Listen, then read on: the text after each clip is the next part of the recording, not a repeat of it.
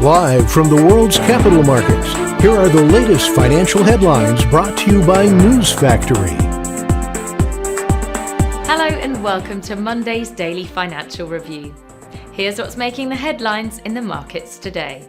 The dollar-yen pair traded sideways in the last session. The MACD is giving a negative signal. The Bitcoin-dollar pair rose 1.5% in the last session, after gaining as much as 1.9% during the session. The ROC is giving a positive signal, which matches our overall technical analysis. The Aussie dollar price remained largely unchanged in the last session. The MACD is giving a positive signal. The oil-dollar pair rose 1.8% in the last session, after gaining as much as 2.6% during the session. The stochastic RSI is giving a negative signal. Coming up, the choices from our chief analysts for today.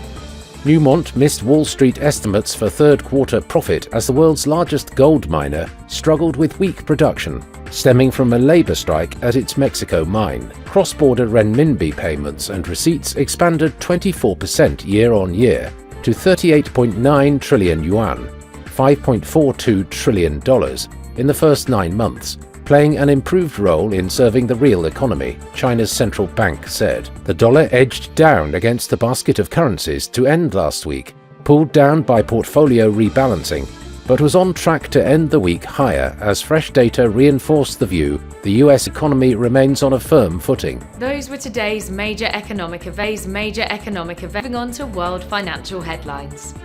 Japan's unemployment rate will be released at 23:30 GMT.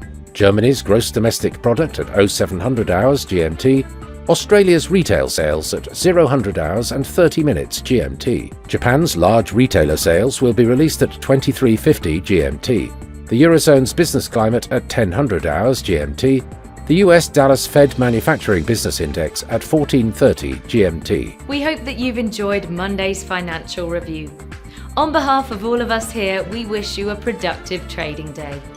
Be sure to join us tomorrow morning for the latest news and events from the financial markets.